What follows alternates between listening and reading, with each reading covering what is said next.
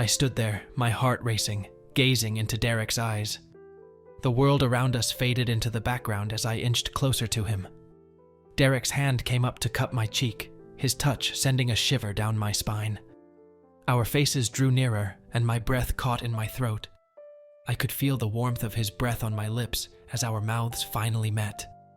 The first touch was soft, tentative, as if we were testing the waters. But it didn't take long for the intensity to build. I couldn't help myself. My hands found their way to Derek's waist, pulling him closer to me.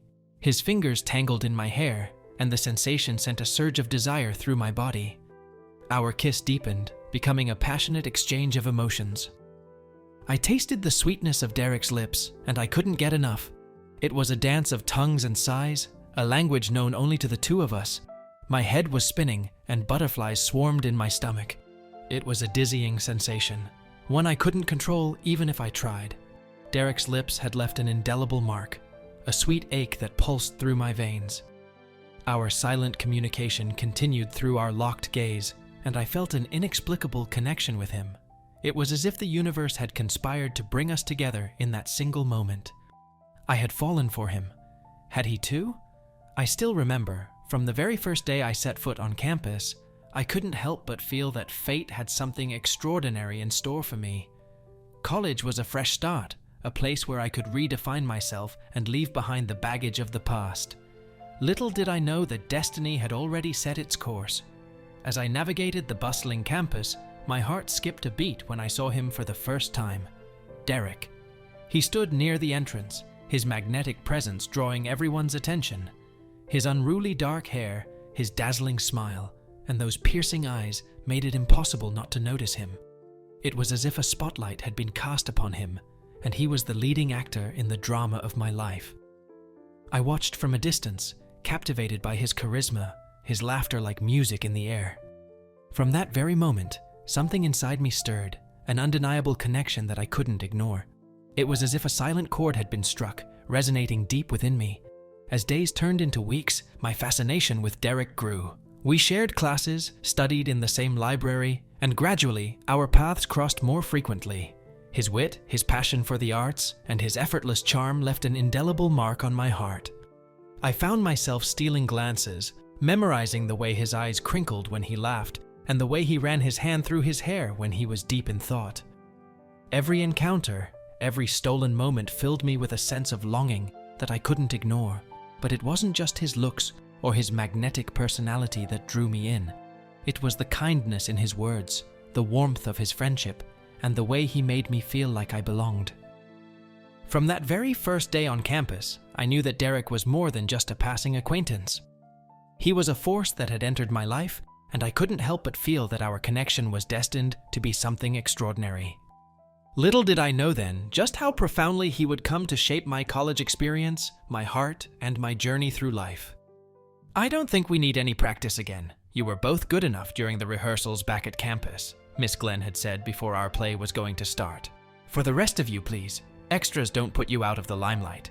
Remember, the play will turn out to be amazing, if and only if everyone does their part well." "Are you nervous, Henry?" Derek had asked me. Why would I be? I had practiced the climax in my head from day one, that kiss. It was no longer something staged. I had waited for it. "A little, maybe," I tried to sound natural. "It'll be fine, trust me. Just don't think about it a lot. And I know, the kissing part, you're thinking about it too. Just don't worry. I won't be awkward. It's just for the stage." He really thought I was worried about it. "Yeah, I guess," I said shyly. But as I looked into his eyes, I couldn't shake the feeling that this might be just a game to him, a momentary dalliance. I had invested so much of myself, let my emotions run wild, and yet Derek's gaze seemed distant, as if he hadn't truly seen me in that kiss. The doubt gnawed at me, and I couldn't help but question whether Derek felt the same way I did. Was I just a passing fancy in his life, or did he truly understand the depth of what had just transpired between us? The uncertainty weighed heavily on my heart, casting a shadow over the euphoria of that stolen moment. Derek and I found a moment alone amidst the post-performance chaos in the community theater, and I decided to break the ice. "So," I began, trying to sound casual, "that kiss on stage, Pretty intense, huh? Derek grinned, his eyes gleaming with mischief. Intense is an understatement, Henry. We practically set the stage on fire. I chuckled, the tension between us easing a bit. Yeah, it was something else. Derek leaned in closer, lowering his voice. You know, I wasn't just acting up there. It felt real. My heart skipped a beat as I met his gaze. I felt it too, I admitted, my voice barely above a whisper. He grinned, that mischievous glint still in his eyes. Maybe we should take our rehearsals more seriously next time. I couldn't help but laugh. You're impossible, Derek. I couldn't even tell if he was serious or not. That was him. So good at his acting that sometimes it was harder to tell the difference. But I carried with his flow.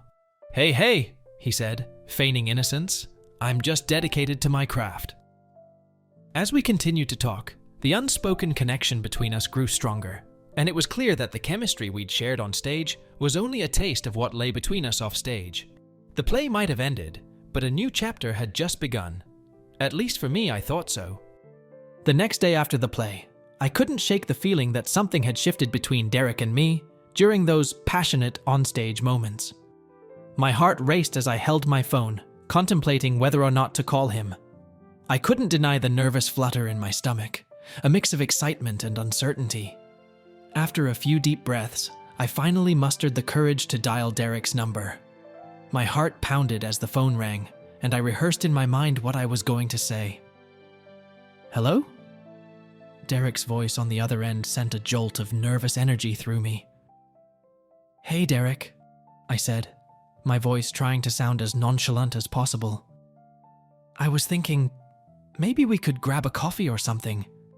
I instantly heard my own voice back through the phone. I sounded nervous and dumb. It was too late to cut the call now.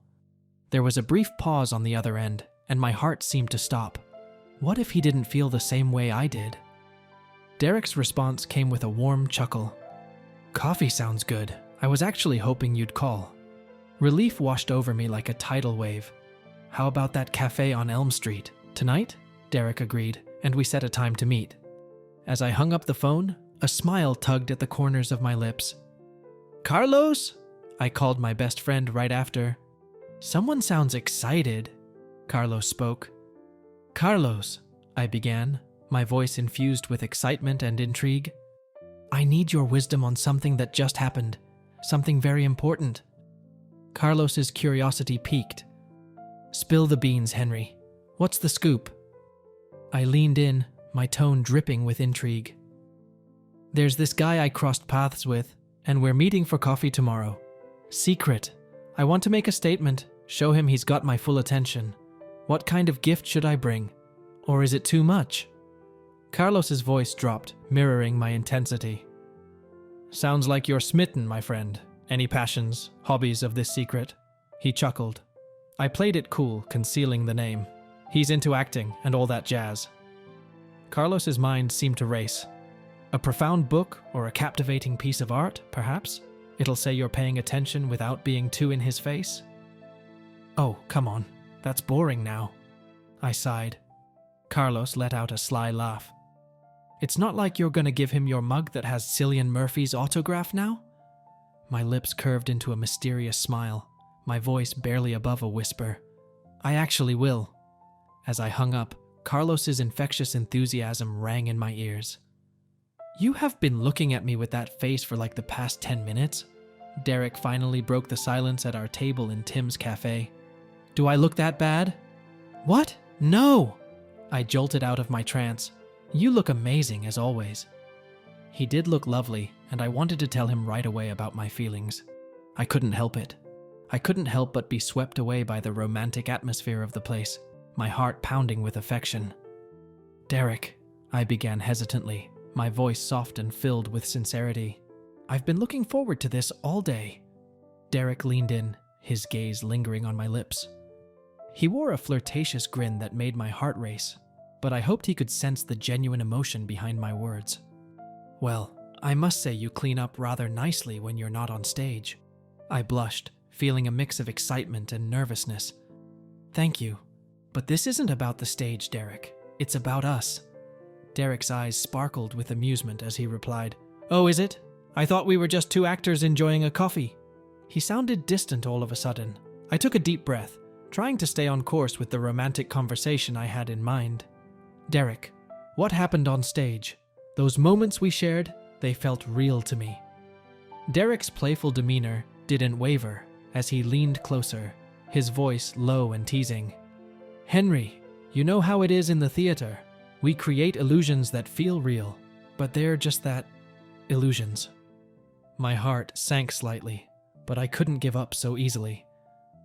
But sometimes, those illusions reveal something deeper, something true. Derek's gaze softened for a moment, and he reached across the table to touch my hand. "Henry, you're a remarkable actor, and I enjoy our chemistry on stage, but let's not mistake fiction for reality." I nodded, though disappointment gnawed at me. Of course. I suddenly looked at the mug, wrapped in glitter sheet beside me. I held it tightly, thinking about whether I should give it to him or not. This is for you," I said nevertheless. "Huh?" Derek sipped his coffee. "Just something I have kept close to me. All yours now," I said, not looking in his eyes. I felt low. "What? Cillian Murphy? No way!" Derek startled the couple sitting next to us. "You like it?" I looked at him. "Like? I love it!" Derek smiled. "Nobody has ever gifted me something like this. You're special." And I had fallen for him all over again. After our coffee date, I couldn't help but feel a mixture of emotions. While it was clear that Derek had maintained his flirtatious facade during our meeting, I couldn't deny the pull that had brought us together in the first place. It seemed that the more we tried to distance ourselves, the more we found ourselves drawn back into each other's orbit. A few days after our coffee date, Derek texted me, casually asking if I wanted to grab lunch. I agreed, and as we sat in a cozy restaurant, our conversation flowed effortlessly. It was as if we had finally found a balance between our on-stage chemistry and our off-stage connection. Over the next few weeks, our meetings became more frequent. We would share meals, take long walks through the park, and talk for hours about everything under the sun. Derek's flirtatious banter remained, but it was accompanied by moments of genuine connection that left me hopeful. One evening, as we sat on a park bench, the sun setting in the distance, Derek turned to me with a smile that held a glimmer of something deeper. "Henry, I have to admit, I enjoy spending time with you." I couldn't help but smile back, my heart skipping a beat. "I feel the same way." Our meetings continued, and with each passing day, it became increasingly difficult to deny the growing affection between us.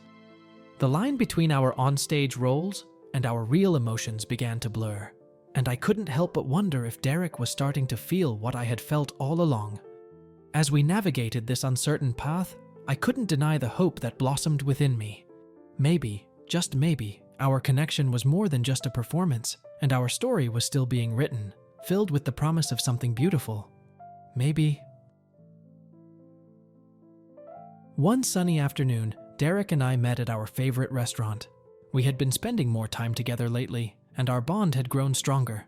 However, on this particular day, I couldn't help but notice that Derek seemed distant. He kept glancing at his phone, typing away, and flashing a distracted smile whenever I tried to talk to him. It was unlike him, and a sense of unease settled over me. I couldn't help but wonder if something was wrong. As Derek excused himself to use the restroom, his phone lay on the chair beside me. I tried to ignore the nagging curiosity that had taken hold of me, but my concern got the better of me. I picked up his phone and glanced at the screen, my heart pounding in my chest. The ongoing conversation on Derek's phone was with someone named Max. The messages were intimate, filled with affectionate emojis and words that sent a shockwave of realization through me. Derek was talking to another guy, Max, and their conversation seemed far more personal than what I had expected. My heart sank as I scrolled through the messages, each one revealing a deeper connection between Derek and Max. It was as if a dagger had been thrust into my chest, and I couldn't breathe. The truth was undeniable. Derek was involved with someone else, and it shattered the fragile hope that had been growing within me. Sitting on that bench, the weight of Derek's secrets pressing down on me, I couldn't hold back any longer. As he returned from the restroom, His question hung in the air like a storm cloud. "Henry, is something wrong?" I looked up at him, my eyes filled with a mixture of hurt and anger. Something changed inside of me. I didn't want to be polite anymore. "You know damn well something's wrong." I busted out. Derek's eyes widened, and he stammered, "What are you talking about?" I couldn't contain the bitterness in my voice any longer. "Max, our class fellow, isn't it so? I saw your messages with Max."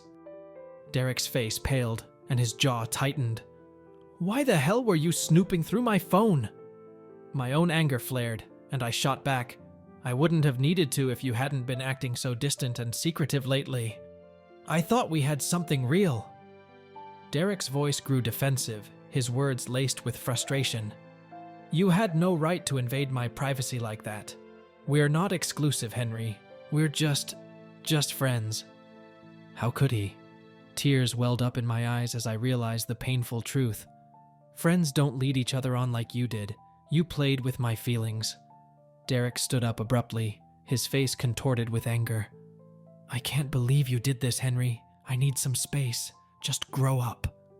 Without another word, Derek stormed off, leaving me alone, my heart in tatters. I had believed in something that wasn't real at all. He never loved me.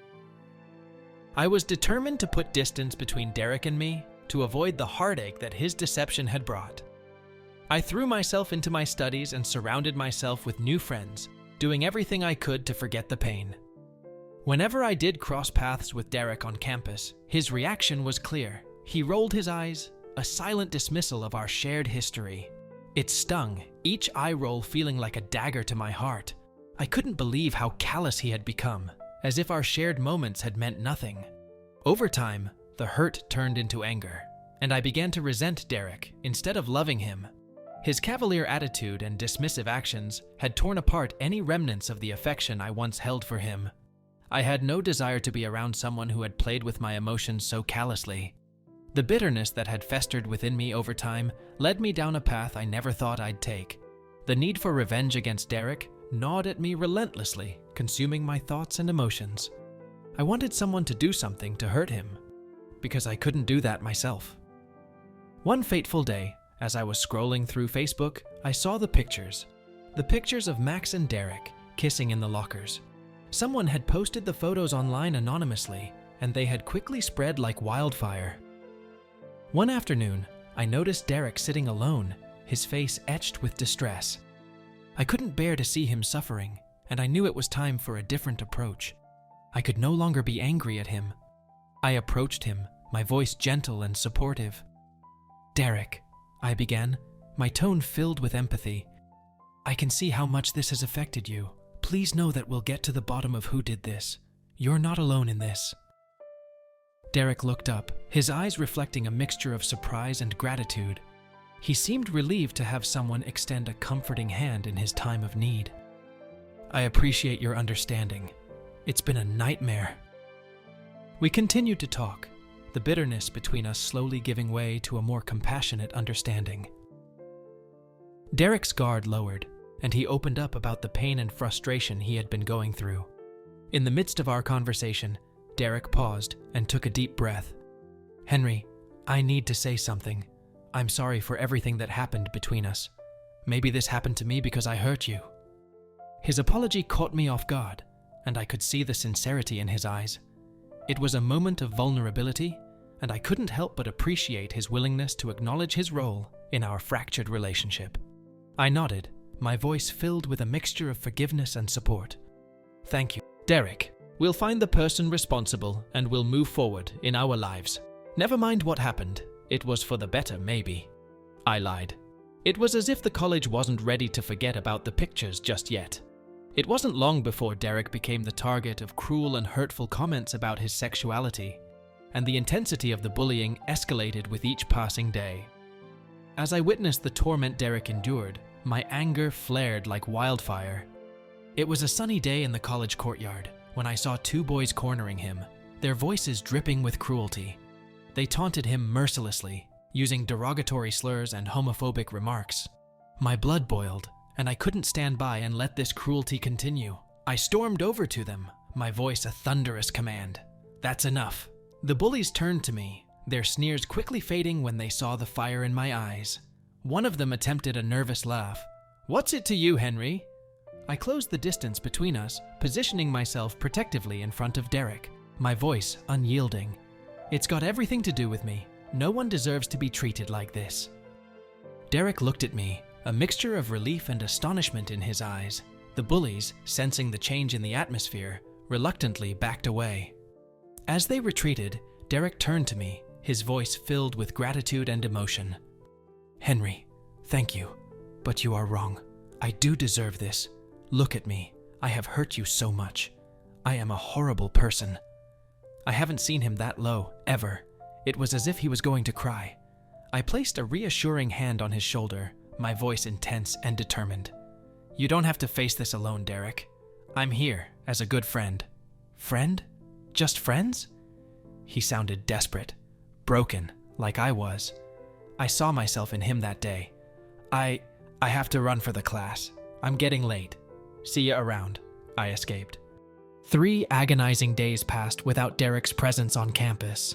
The atmosphere grew increasingly somber as the absence of his infectious smile and boisterous laughter weighed on everyone's hearts. Then, one chilling day, a rumor spread like wildfire across campus. A person was standing on the roof of one of the college buildings, contemplating a terrifying leap. Fear rippled through the students as whispers hinted that it might be Derek. The news reached me like a thunderbolt, and without a second thought, I dashed toward the building, my heart pounding with dread. I couldn't bear the thought of Derek in such a desperate state. When I reached the rooftop, my worst fears seemed to come true. There, on the edge, stood Derek, his face etched with despair. The wind whipped through his hair, and he seemed on the brink of making a decision that could not be undone. "Derek!" I shouted, my voice filled with terror and desperation. He turned to look at me, and our eyes locked in a moment of profound recognition. It was then that I saw the depths of pain in his gaze, and I knew I had to act quickly. Without hesitation, I approached Derek, my arms outstretched. "Please, Derek, don't do this. I'm here for you. Love, please." As if surrendering to the weight of his emotions, Derek's body sagged, and he collapsed into my arms. I held him tightly, my heart aching for the torment he had endured. It was in that fragile moment, as Derek clung to me, that I realized I couldn't keep my secret any longer. This was the moment of reckoning, the moment when I had to confess the truth that had haunted me for so long. "Derek," I whispered, my voice trembling with guilt and remorse. "There's something I need to tell you. I'm the one who leaked those pictures. It was me all along. I'm so sorry." As I held Derek in my arms on that rooftop, my confession hung in the air like an unspoken promise. I could see the shock in his tear-filled eyes, a mixture of betrayal and disbelief. "Derek, I continued, my voice shaking with the weight of my admission. "I thought revenge would make me feel better, but it only brought more pain. I'm so sorry for what I did." Derek's body trembled as he processed my words, and I feared the worst, that my confession would push him further to the edge. But then, something unexpected happened. Derek's grip on me tightened, as if he was seeking comfort in my embrace. Through choked sobs, Derek whispered, "I can't believe it was you. You hurt me more than I ever hurt you." Tears welled up in my eyes as I held him closer, my heart heavy with regret. "I know, Derek. I never meant for any of this to happen." In that vulnerable moment, our shared pain and sorrow brought us closer than ever before. Derek's despair had led him to the precipice of something irreversible, but it had also pushed me to finally confront the consequences of my actions. Together, we sat on that rooftop, holding each other tightly, the weight of our mistakes and our shared journey toward forgiveness and redemption, binding us in a way that neither of us could have anticipated. It was the start of a painful but necessary process of healing, one that would test the limits of our resilience and force us to confront the darkness within ourselves. But as we clung to each other, I couldn't help but hope that we could find a way to rebuild the connection we had once cherished, even in the face of the deepest wounds. The end. Do you think a relationship can be mended with a person who has cheated? Thanks for watching. Consider donating us on Support Us on Ko-Fi to support our Rainbow Force, and as always, stay wholesome.